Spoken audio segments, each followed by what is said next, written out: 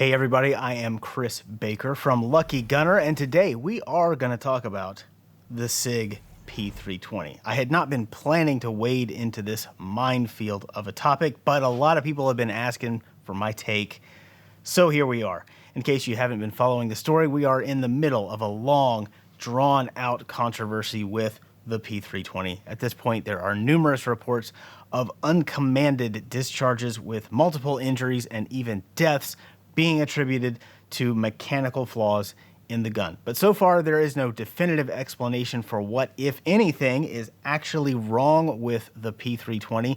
Sig has vehemently denied any wrongdoing, claiming it's all user error. Is the P320 a safe gun to carry? I have no idea, and I'm not going to guess. While everyone argues about whether the P320 is defective, I think we're missing some bigger questions about modern pistol design philosophy. I have to wonder if there would even be a P320 controversy if it weren't for the industry's pursuit of increasingly lighter and shorter triggers in striker-fired pistols. Every handgun design is a compromise between safe to use and easy to use. We all want both, and we're gonna have different opinions on where the ideal place along that spectrum is. And that's okay. But in the debate about the P320, I've noticed a lot of people kind of talking past each other. I think one thing that might help is for us to be more precise in the terminology we use. Is the P320 safe? Are striker-fired guns in general safe?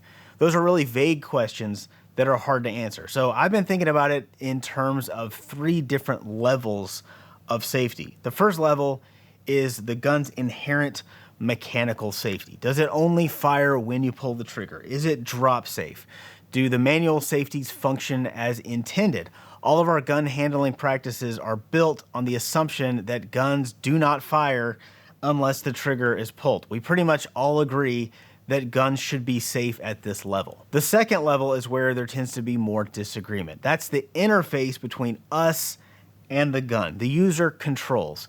These are safety features, both passive and active, that help us handle it safely, help us avoid mistakes, and provide a margin for error when we do.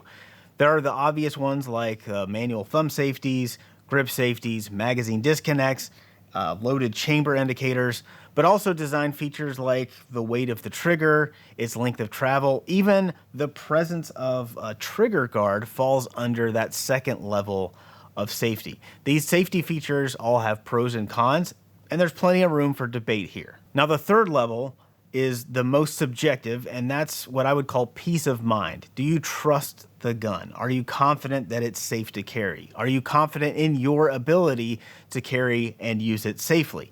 This is an area where I think we need to just cut each other a whole lot more slack. It's kind of like how everyone driving slower than me is a moron and everyone driving faster is a lunatic. Man, everybody just chill. If someone is carrying a specific gun that you don't think is safe, that doesn't necessarily mean they're being unreasonable. On the other hand, you also shouldn't feel bad if you can't quite articulate why one gun makes you feel more comfortable than another in terms of safety. People are debating the P320 issue like it's a straightforward level 1 safety problem. But it's anything but straightforward. There's still a lot of uncertainty on this one. So in terms of what we should do in the meantime, that's a much more squishy level 3 kind of safety question. Maybe there is nothing wrong with the P320, and all of these videos and reports have some explanation that's not the fault of the gun itself.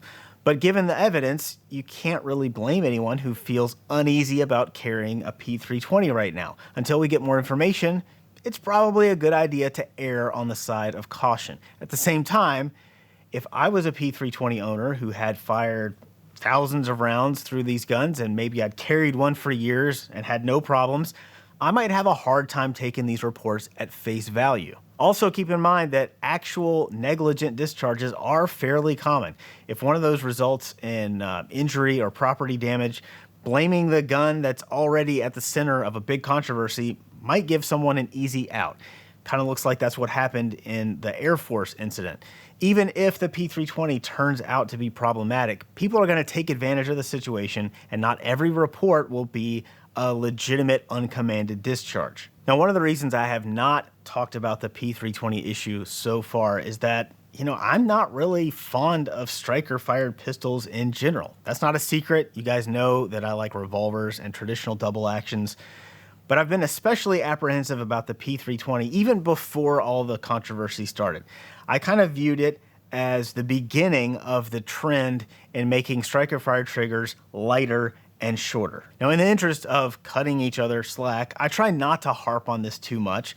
A lot of very smart people in this industry have a different take on it than I do. But let's put this trigger thing in perspective. If I took a Sig P320, a traditional double action pistol, and I cocked the hammer and told you to carry it like that, most experienced shooters would be somewhere between reluctant and horrified. This leaves very little margin for error. Well, that's essentially what you're doing with a lot of striker-fired pistols. This is a 5-pound single action trigger with about a 1/4 inch length of travel. That's roughly the same as the P320. The striker is under spring pressure. It's almost completely tensioned. It's just like a cocked hammer.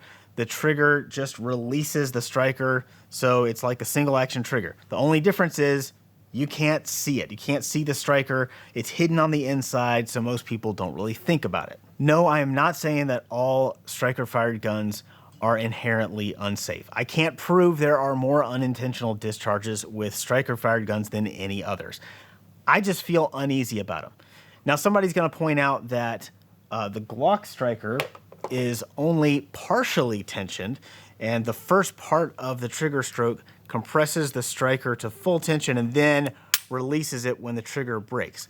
And this is supposedly safer than a striker that's fully tensioned like the P320 or the M&P or the Walthers or pretty much all of the major striker-fired guns. But when I looked into this, I found out that even the partial tension the Glock striker starts out with is enough to ignite a primer if the internal safety somehow failed. The real difference of the Glocks is that on average, the triggers tend to be a couple of pounds heavier, and the take-up or the slack in the trigger is also heavier, which I think makes it more likely that you would notice some unintentional pressure on the trigger sooner than you would with a gun like the P320. What I do like about the P320 is that they eventually added the option of a manual thumb safety, like on this M17. That adds back a layer of safety that you're missing with a light, short trigger. The P365 also has that option, and the Smith & Wesson M&Ps, and really not many others. Having said that, I don't believe that manual safeties or double actions are the ultimate answer either. Both have downsides, especially on the training side of things. I don't blame anyone for preferring the straightforward simplicity of the typical striker-fired design. But I keep coming back to the idea that everything that's going on inside the striker-fired pistol is completely opaque to the user. I wonder if this issue with the P320, however it plays out, might lead more people to have a problem with that. One thing I like about double actions is the peace of mind that I get from the fact that their operation is visible and intuitive. You can look at a DASA pistol and immediately see whether the hammer is down. You can pin the hammer with your thumb when you're holstering so it can't move. There's no reason we couldn't have something like this for our striker-fired pistols. We actually already have it with the aftermarket striker control device for Glocks. You can see and feel what the striker is doing, and you can block it with your thumb just like a hammer. And now there is a version that works with the CZ P10 as well. Maybe with all the talk about uncommanded or unintentional discharges, more shooters will demand similar features. So there you have it. Those are my thoughts on the P320. I still have more questions than answers, but I do think we're witnessing something significant here. This moment is bigger than just one company's QC issues. It's forcing us to question assumptions about modern firearm design, and that's a conversation worth having.